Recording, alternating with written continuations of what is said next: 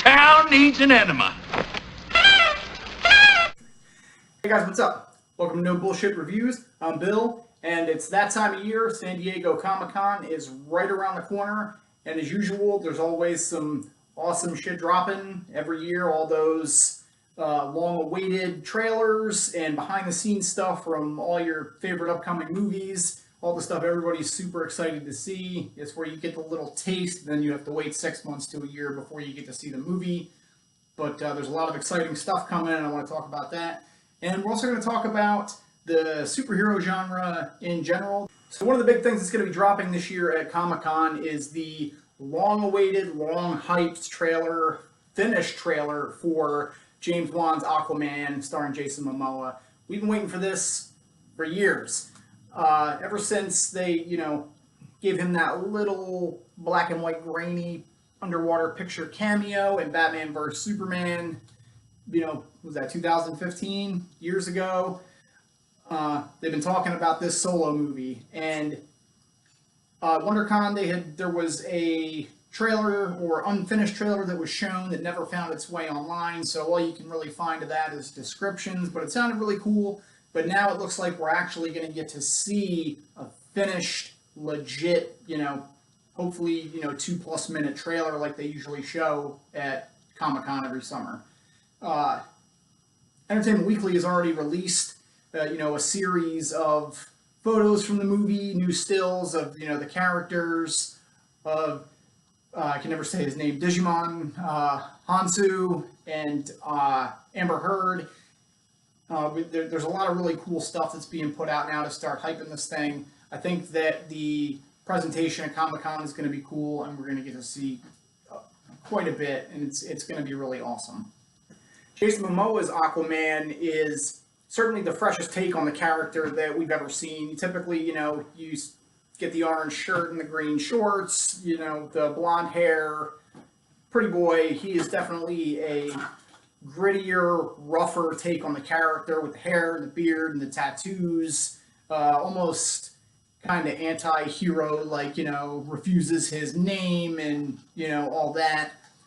You see a little bit of that in Justice League where, he never wanted whatever, and, Amber Heard has to kind of push him into kind of defending and, joining the Justice League to fight Steppenwolf a little bit. But this looks like it's going to be really, really cool. I'm super excited about it. This doesn't come out until November, so we got quite a wait after they show this trailer. But I'm sure after this trailer comes out, it'll be the usual thing. We'll get one now at Comic-Con that you'll, get the grainy cell phone video of. And then, a few weeks or a month later, they'll drop the actual trailer to everybody. And then, we'll get the little teasers and, the first, second, and final trailers right before the release. I'm hoping that they keep a lot of the cards kind of close to the chest on this and don't show us the whole movie in the trailer trying to re-hype the DCEU. It's definitely in a sour place after Justice League, which, a lot of people liked. It was critically panned, even though it made a lot of money. I thought it was good. I mean, it had its downfalls for sure. But I think that maybe that movie was probably in a lot of trouble anyway, and certainly having two very different directors in Zack Snyder and then Joss Whedon having their influence on this movie definitely had a very real effect on the outcome and, what it ended up being versus what it was supposed to be, I think. And what really hurt it was the, right in the final editing, the studio was like, it needs to be 2 hours. And I think that needed to be a longer movie. Hopefully they haven't put these restrictions on Aquaman and, we get to see this movie for, the potential that it has. This is the first of its kind with giving Aquaman, his own standalone film. Also going to be dropping at Comic-Con is some teasers for Shazam, which is the Captain Marvel story about Billy Batson, gets magical powers from this wizard, and when he says the word Shazam, he turns into a superhero. So Entertainment Weekly has also released some finished stills from this movie as well, particularly one you've probably seen with Zachary Levi and that little kid standing out in front of the convenience store drinking the sodas. I'm not sure how I feel about this yet. So I've heard some stuff that it's going to be, a mix of Superman and Big. So, and it's going to be, a very family-friendly feature. So I'm not sure, if this is going to be as, as dark as the other DCEU films. And, there's been some set photos put out that shows a little kid wearing the Superman t-shirt. So it's definitely tied into that universe.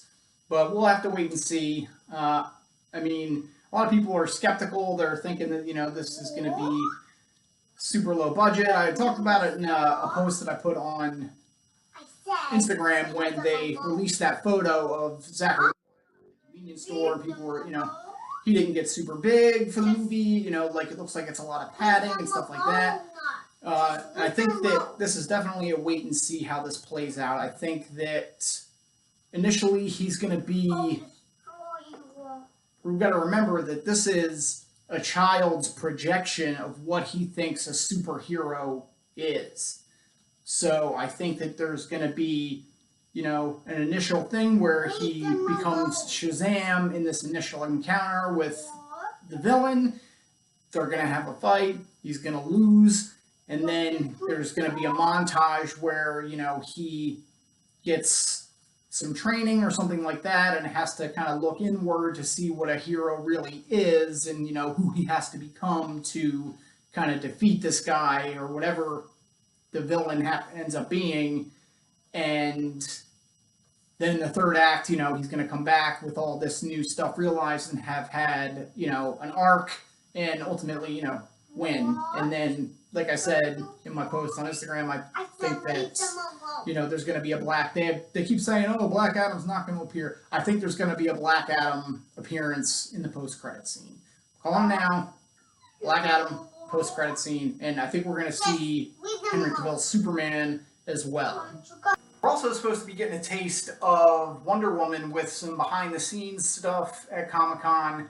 As you probably heard, they're working on the sequel to that. Again, Gal Gadot and Patty Jenkins are back. Hopefully this is going to be as good as the first one was. I thought the first one was really good, but, we'll see. Kristen Wiig is in the sequel as Cheetah, and apparently Steve Trevor is coming back somehow. I don't know how that's supposed to work. But the first one was good. Hopefully they can keep that up. She was like the shining light in the DCU, with having made a good movie, and hopefully they keep that up. Finley, are you excited about it? I really liked the Wonder Woman movie. Now, I want to get into there's a lot of superhero movies, out now. You could say the market's flooded. We get at least 3 movies a year from Marvel.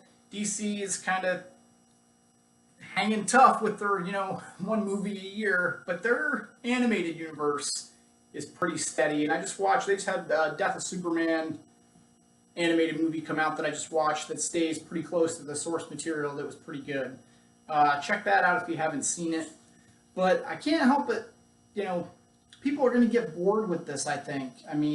Too much of anything is never a good thing. And I think that after Avengers 4, when they try and bring Captain Marvel in with Brie Larson, I don't necessarily think that it's going to work. I hope it's good. Because the movies are fun and they definitely, fill the seats and are making a pile of money. But I don't know that it's going to be able to keep pace like this forever. Chris Evans said, get off the train before they push you off. Eventually people are going to get sick of this. But, for now, woo! Keep making them. But, I can't help but, think about the MCU. These movies, while, they're good and they're fun to watch, there's no risk taken. They follow essentially the exact same formula. They're essentially the same movie every time with just a different hero that fights a different villain, and at the end, the hero wins. And it's just the same thing over and over, and like I said, people are going to get bored. I think, you know, had Tim Burton's, Superman Lives actually gotten made, that, we'd be looking at a much different genre and, kind of landscape in general now.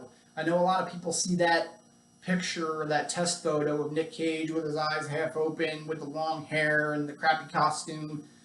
Uh, and that definitely, people are like, they see that and they're like, oh, good. I'm glad that that movie was never made because it looked like it was going to be, terrible.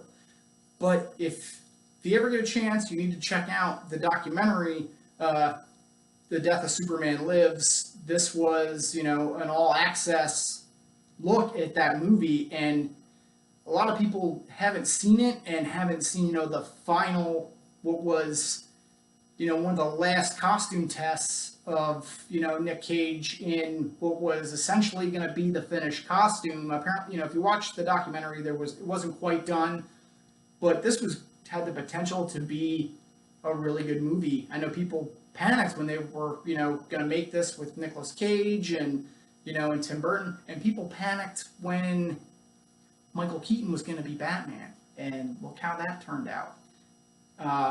And it's very ironic, though, that Joel Schumacher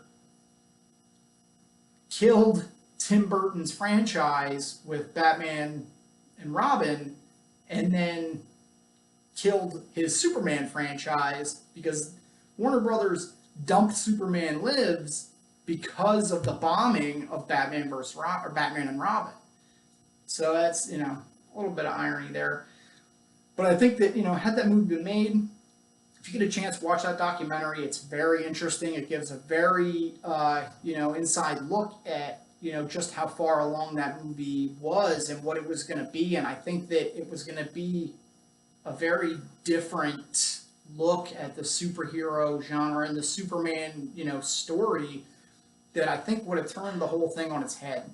And I think now that's something that the genre needs. It needs to be flipped upside down. It needs to be spiced up. Like I said, these movies are fun, but, they're all the same.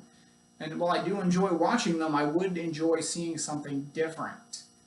It also brings to mind the George Miller Justice League Mortal, that movie was canned because of the writer's strike. It was 2 or 3 weeks before they were supposed to start principal photography.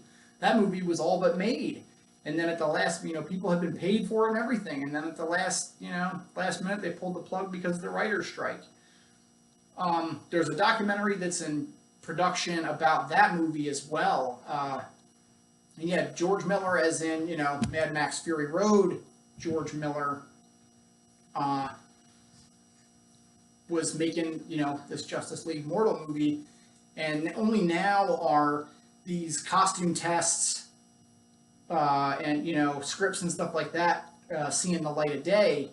And it looked like it had the potential to be a very cool movie. And I think with a director like George Miller helming that, it, again, would have shook things up. I think that had Superman Lives and Justice League Mortal been made, we would be looking at a very different genre now. I think that the bar would be at a very different level for what these movies are supposed to be.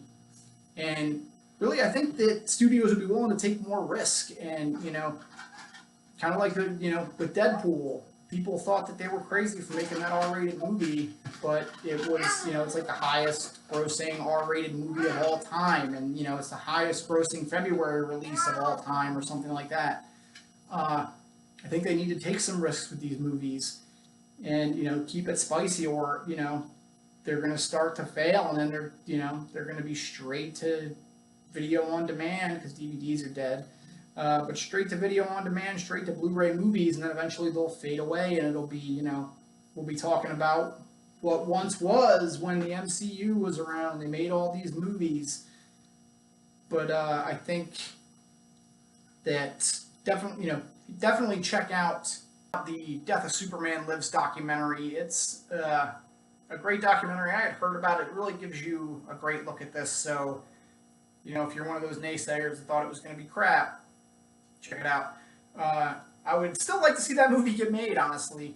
And you know, I can't wait for this Justice League Mortal documentary to come out because I'm really curious how that was going to look. I mean, just from, you know, some of the photos and stuff, it looks like they were staying very true to the source material, except for Batman.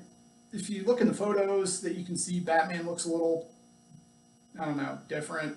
But I mean, I think that ultimately, you know, look what Fury Road was amazing. Put that spin on the Justice League, and I think that that would be awesome. Definitely check that out when it comes out too. So that's all for this week. I hope you guys liked it. I hope you liked what I had to say. If you agree with anything that I said, or you know, you think I'm stupid, let me know down in the comments. But definitely do me a solid and like and subscribe. And we'll see you next week. Thanks.